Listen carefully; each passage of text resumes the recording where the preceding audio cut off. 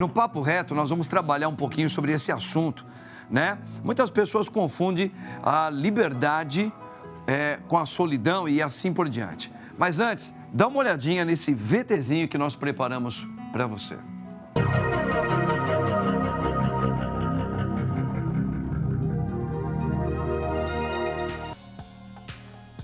Associamos muito a ideia de liberdade ao fato de fazermos o que quisermos. Muitas vezes, essa chamada liberdade é confundida com um sentimento que muitas vezes é confundido com a tristeza, a solidão. Para muitas pessoas, estar só é algo libertador. Para outras, é um sentimento que angustia e deprime. Entretanto, é importante sempre tomarmos cuidado em estabelecermos limites para essa liberdade solitária. De acordo com a revista Veja, em uma enquete realizada com pessoas acima de 55 anos, 3 em cada 10 pessoas disseram que seu maior medo é o de acabarem solitárias. E tal solidão pode trazer problemas psicológicos severos, como ansiedade, depressão, pressão alta, estresse e até mesmo alteração do açúcar no sangue. Por mais que a população em um geral, e principalmente os idosos, estejam mais independentes e libertadores, é preciso tomar cuidado para a liberdade não se tornar solidão e essa lhe fazer mal. Acompanhe o Papo Reto de hoje. Olha aí, muito legal o assunto, hein? Tá vendo, gente? Por isso que o padre hoje, eu fiz questão de iniciar o nosso programa com a música da Kelly Patrícia, Solidão. Primeiramente, antes de chamar o nosso querido psicólogo Gabriel Monteiro, eu como padre digo que para mim, eu gosto demais de alguns momentos que eu estou só, onde eu me sinto verdadeiramente liberto para rezar, para conversar com Deus. Nos meus momentos é onde eu me sinto muito bem. Não que quando eu esteja com as pessoas eu não me sinta, mas eu sei administrar isso muito bem na minha vida. Eu ficaria horas, dias sozinho e ficar bem. Mas algumas pessoas têm grande dificuldade com isso. Por isso, agora sim, eu tenho a alegria de chamar mais uma vez aqui o nosso querido psicólogo Gabriel Monteiro. Gabriel, boa tarde. Boa tarde, padre. Olha, tudo bom? Tudo bem, graças a Deus. Sempre é uma alegria ter sempre você aqui com a gente para tratar de assuntos importantes na vida do cotidiano do povo, né? Do nosso povo, principalmente o povo brasileiro. Gabriel, olha aqui, ó. Nós colocamos um VT, hoje nós estamos falando um pouquinho sobre essa questão. Muitas pessoas, às vezes, têm um pouquinho essa dificuldade de interpretar a sua liberdade. Fala, eu sou uma pessoa que eu gosto de viver a liberdade. Outros têm horror à solidão. Então, muita gente confunde, às vezes, olha, eu quero ter um momento de solidão, porque é onde eu encontro a minha verdadeira liberdade.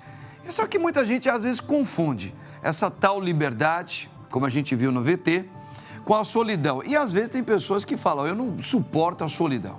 Então, eu já quero começar colocando para você, dentro da ciência da psicologia, você como um psicólogo, conta para nós como diferenciar a liberdade no ser humano da solidão.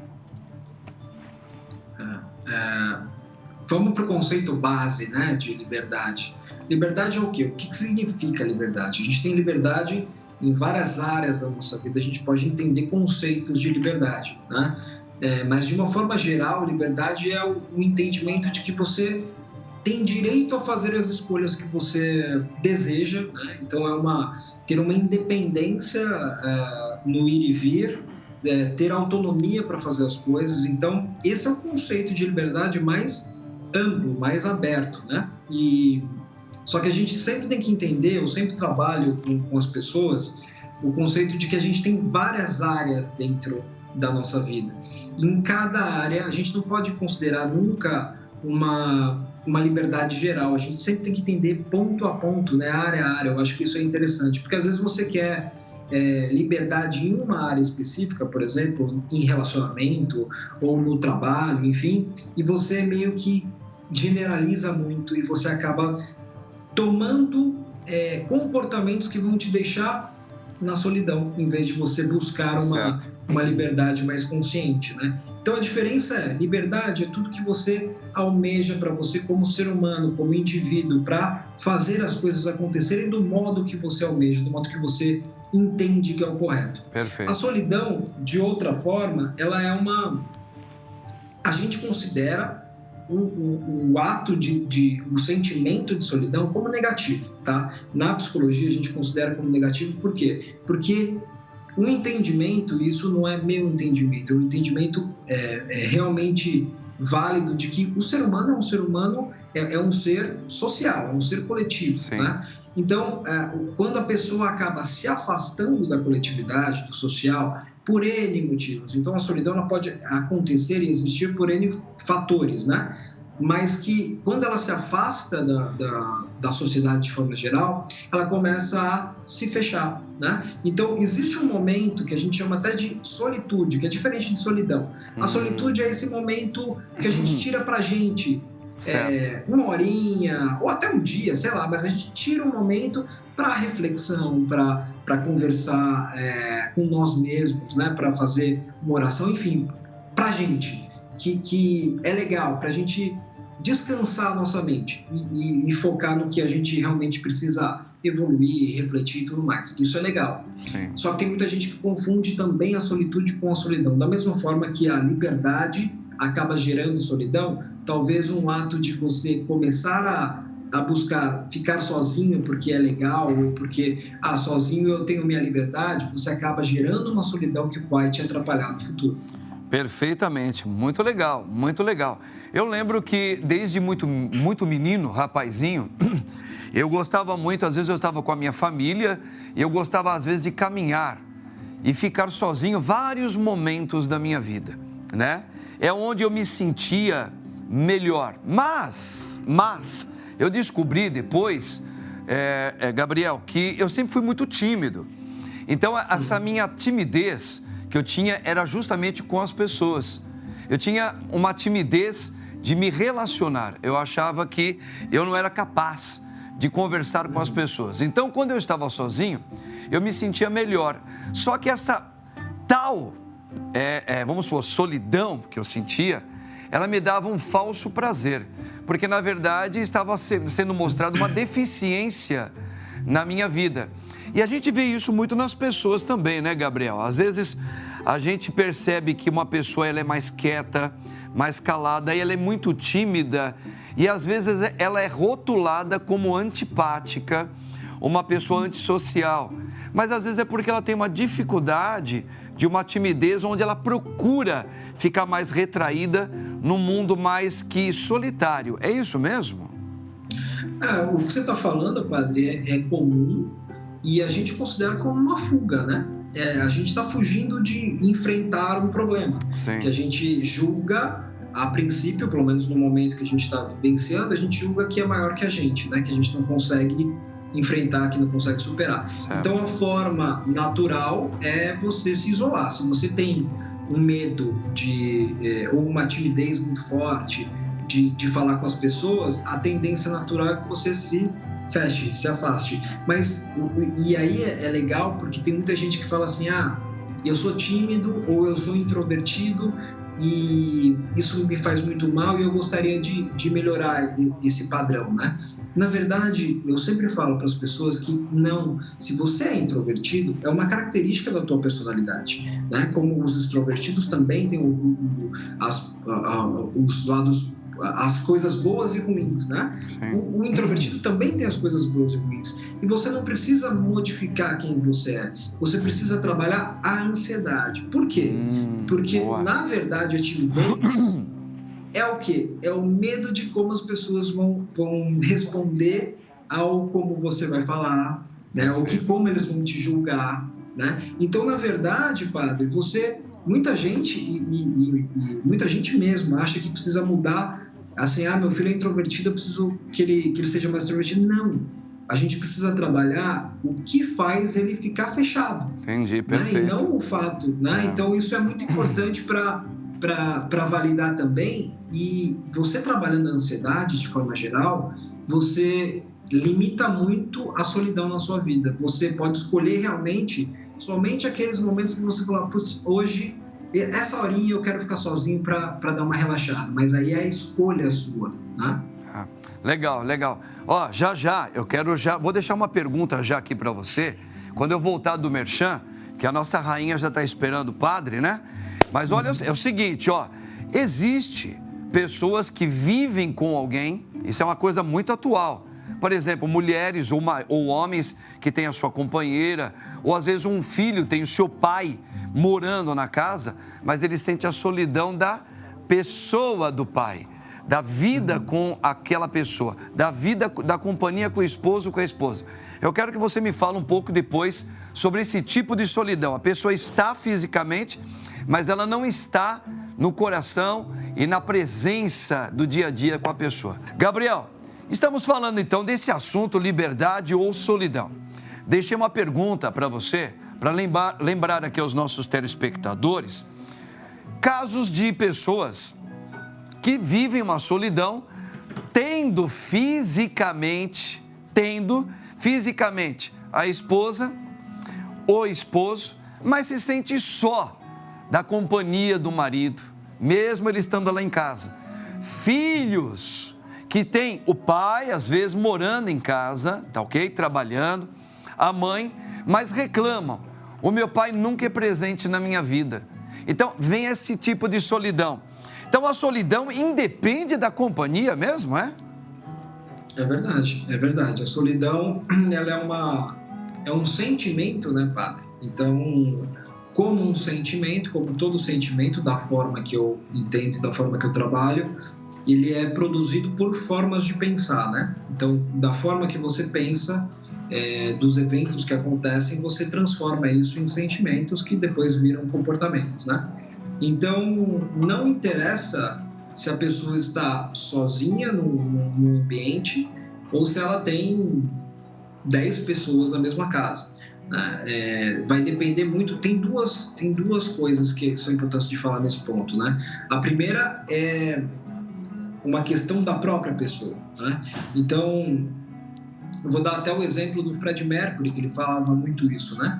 Ele vivia rodeado de milhares de pessoas e tudo mais, ele se sentia totalmente com solidão, né? Totalmente só. Elvis Presley também.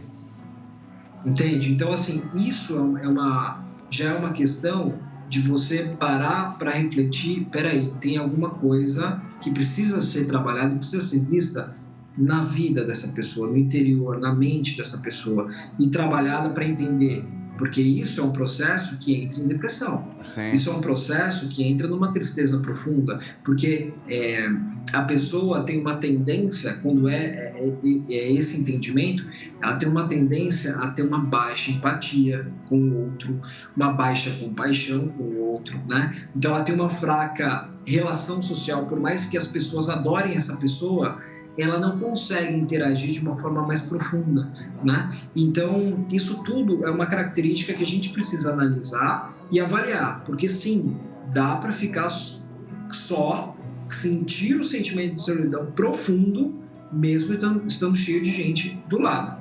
E a outra possibilidade é a possibilidade de, por exemplo, você está vivendo um casamento, e aí você se sente só, mas porque a outra pessoa não está valorizando nada do que você faz, né? A outra pessoa não dá realmente o valor para a pessoa que você é, para os comportamentos que você tem, né? Ela não está junto, ela não participa das suas coisas. Às vezes você quer, por exemplo, falar sobre o que aconteceu no seu trabalho no dia, ou comentar alguma coisa, a pessoa não se interessa, né? E aí isso gera um sentimento de solidão na pessoa, mas aí é provocado por uma outra. Perfeito. Né? Então tem essas duas características. Sim. O idoso é muito vitimado disso, né? Por exemplo, as pessoas chegam numa certa idade, que às vezes é mãe, é pai, e às vezes ela sente essa falta, essa solidão. Tem ali os filhos, tem as pessoas, mas às vezes não tem mais o diálogo com eles também, né? Que é uma outra maneira de ter uma conversa com eles. Agora, Gabriel, para a gente poder assim, fazer um fechamento por causa do horário do programa, Como então, assim, dentro da psicologia, você diria que para a gente ter esse equilíbrio de ter a tal liberdade, uma liberdade sadia, né, equilibrada, com aqueles momentos também de uma solidão que é saudável, quais seriam os parâmetros que você nos daria como dicas para os nossos telespectadores? Legal.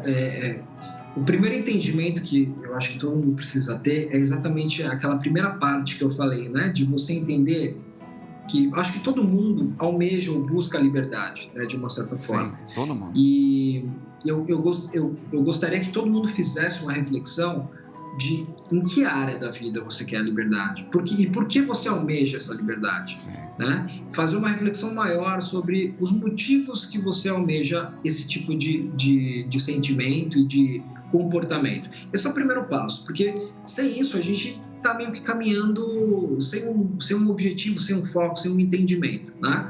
E aí você pode cair, quando você não tem um entendimento, você pode cair numa solidão meio que sem perceber, né? No automático você acaba entrando numa solidão. Por exemplo, eu quero morar sozinho, eu quero ter minha vida e tal, beleza. Mas é só porque eu quero morar sozinho, porque eu quero sair da casa dos meus pais e tal. E aí a pessoa sai, vai morar sozinha e começa a sentir solidão. Por quê? Porque foi muito raso o motivo. Não existe um motivo... O motivo não foi tão forte o suficiente, sabe? Então ela começa a ficar sozinha e sentir falta das pessoas e tal, e pode entrar no processo. E aí a pessoa... Tem gente que fala assim, para ter liberdade tem que ter solidão. Na verdade, não, né? É uma escolha. E é legal você ter solitude, que é o que a gente explicou, e não solidão. Então, como a gente vai trabalhar, padre, para que você tenha liberdade e não adquira a solidão? Porque, só para deixar bem claro, a solidão crônica, que é o quê? Depois de algum tempo vivenciando momentos de solidão, tipo assim, vamos considerar 6 meses, 1 ano, você tem uma tendência a gerar depressão, a gerar ansiedade, a gerar estresse, né? Baixar a imunidade do teu corpo, porque a mente está conectada com o corpo e isso é cientificamente comprovado, né? Então, como você vai fazer para evitar a solidão? Trabalhar características mentais e de pessoa para você mesmo com os outros, ou seja, trabalhar a sua empatia, trabalhar a sua compaixão, né? Investir em relacionamento social, por mais que exista a pandemia agora, contato por internet, chamada de vídeo e tal, trabalhar o seu sono. Então, distúrbio de sono é um fator de risco para a pessoa ficar mais fechada, né? Legal. E principalmente trabalhar a ansiedade. A ansiedade é um fator maior de risco para você se fechar.